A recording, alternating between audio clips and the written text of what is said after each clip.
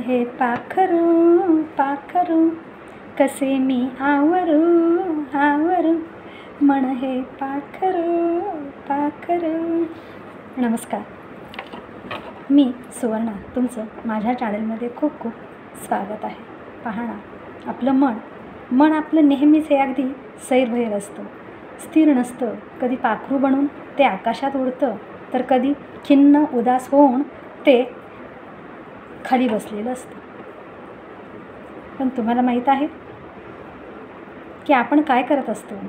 आपण नेहमी सगळी कर्तव्य बजावण्यात व्यस्त असतो, जबाबदारी बजावण्यात व्यस्त असतो. विशेषतः महिला पहा, हे करायचं आहे ते करायचं, त्यांची जी कामं ठरलेली असतात, मग सासूसाठी, सासऱ्यासाठी, दिरासाठी, नंदेसाठी, नवऱ्यासाठी, म्हणजे अशी तिची ती कामं रोजची ठरलेली असतात. त्या पद्धतीनं ती रोज ती कामं नित्य नेमानं अगदी व्यवस्थित पार पडत असते. आणि हे कर्तव्य निभावताना साहजिकच आहे, आनंद मिळतो.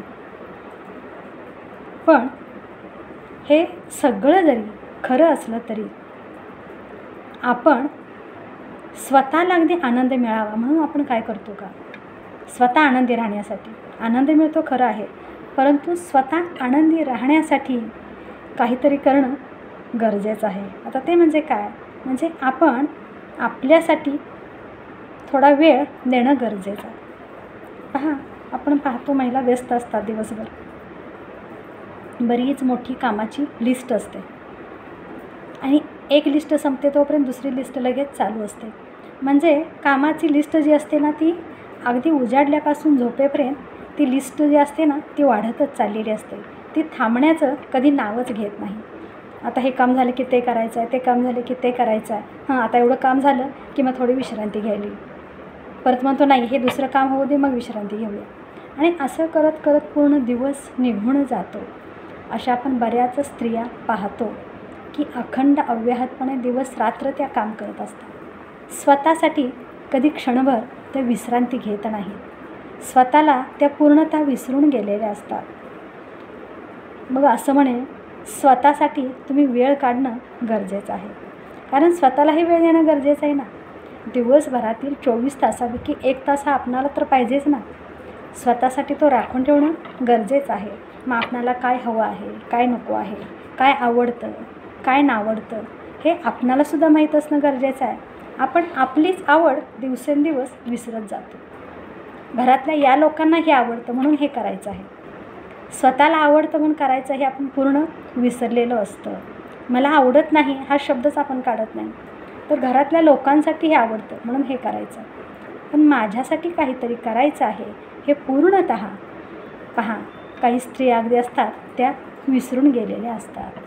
मग स्वतःसाठीसुद्धा काही वेळ, आपल्या वेळेतील अमूल्य वेळ असा राखून ठेवणं गरजेचं आहे. मग तिथं आवड आहे, निवड आहे, आपले काही छंद आहेत, हे जोपासणंसुद्धा गरजेचं आहे. आणि मग काय होतं, असे दिवस जातात निघून, आणि ठराविक दिवस निघून गेल्यानंतर मग काय होतं, मनसुद्धा तेवढं मग निरुत्साही बनायला लागतं वयानुसार. का? कारण आपण आपल्याकडे कधी पाहिलेलंच नसतं. आरशासमोर उभा राहून आपण पाहणं गरजेचं आहे, स्वतःचं निरीक्षण करणं गरजेचं आहे की आपल्यात आता केवढा बदल झालेला आहे, आणि हा बदलसुद्धा स्वीकारणं गरजेचं आहे. वयानुसार बदल जरी झाला असेल तर तो बदल स्वीकारणं गरजेचं आहे. आपण म्हणतो आता काय करायचं, झालं आता 50 उलटून गेली, असं अगदी सहज बायका बोलून जातात. झालं आता वय म्हणजे असं पटकन बोलतात. का? तर त्यांचं आयुष्य सगळं या अशाच पद्धतीने निघून गेलेलं असतं, दुसऱ्यांचं करण्यात. स्वतःसाठी वेळ दिलेला नसतो. आणि जेव्हा कुठे स्वतःसाठी वेळ मिळायला लागतो तेव्हा म्हणतात चला आता झालं आयुष्याचं निम्मे आयुष्य आता संपून गेलेलंच आहे, आता कुठे जास्त माणसाला आयुष्य आहे. म्हणजे अशा पद्धतीनं असे काही मग सूर महिलांच्यात साहजिकच यायला लागतात. तर असं न करता आपण आपल्याला प्रथम स्वीकारणं गरजेचं आहे. आपल्यात झालेला जो बदल आहे ना, तो स्वीकारणं खूप गरजेचं आहे.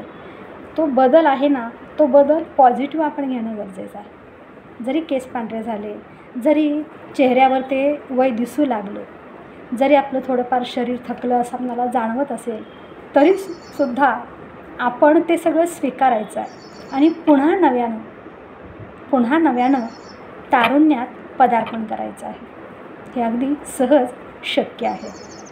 जे काही राहिलेले तुमचे छंद असेल, आवड असेल, निवड असेल, बरेच काही गोष्टी करायच्या होत्या त्या राहून गेलेल्या आहेत, पण आता इथून पुढे वेळ मिळतो आहे ना, त्याचा वापर करा ना तुम्ही. तो वेळ तुम्ही तुमच्यासाठी वापरा ना, सत्कारणी लावा ना. उगीच कुठेतरी जाऊन गप्पा मारत बसून कुठेतरी वेळ घालवण्यापेक्षा काहीतरी म्हणजे नकारात्मक एनर्जी, आता इथून पुढे वयाची 50 म्हटली की एक प्रकारे महिलांच्यात नकारात्मकच सुरू असतो बऱ्यापैकी. मग कोणाचा हात दुखतो आहे, कोणाचा पाय दुखतो आहे, कोणाची पाठ दुखते, कोणाला BPचा वाढला आहे, कोणाला शुगर झाले, हे सगळ्या गोष्टी आपल्याला हेच सूर ऐकायला येतात. कारण आपणालासुद्धा तो त्रास होत असतो आणि पुन्हा तेच सगळं ऐकावं लागतं.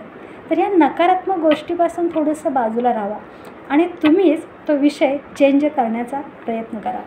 पहा, महिला एकत्र जमले की यांचं पण हेच चालू होतं. आज हा त्रास होत आहे, उद्या तो त्रास होत आहे, म्हणजे हे दुखणंच चालू होतं. तर हे कुठंतरी थोडंसं बाजूला ठेवा. वयानुसार दुखणी ही येणारच आहे, म्हणून त्यालाच कवटाळून आपण नाही बसायचं. हां, तुम्ही तपासणी करा, योग्य औषध घ्या, योग्य आहार घ्या, विहार घ्या, व्यायाम घ्या. तर अशा पद्धतीनं ते सगळं तुम्ही हँडल करणार. सतत सारखं तेच उगाळत राहू नका की आता काय करायचं BP, आता काय करायचं कोलेस्ट्रॉल, आता काय करायचं शुगर. म्हणजे सारखं आता हे अगदी नैसर्गिक सगळं झालेलं आहे. कारण युगच असं आत्ताचं असं आहे, त्यामुळे हे सगळं अगदी कॉमन आणि नैसर्गिक झालेलं आहे. त्यामुळे हे मलाच होत आहे आणि बाकीच्यांना नाही आहे म्हणजे ही धारणा करू नका. हा प्रत्येकाला थोडा ना थोडा त्रास हा असतोच. त्यामुळे त्याच्यात अडकून राहू नका. ते दुखणं ते सगळं विसरून जावा, मन फ्रेश ठेवा, उत्साही ठेवा, पॉझिटिव्ह ठेवा. असं म्हणा क्षणभर मला काही झालेलं नाही आहे आणि हा आजार मी आता स्वतःहून घालवणार आहे, मीच माझ्या आहारात आता बदल करणार आहे, असं बोला तुम्ही.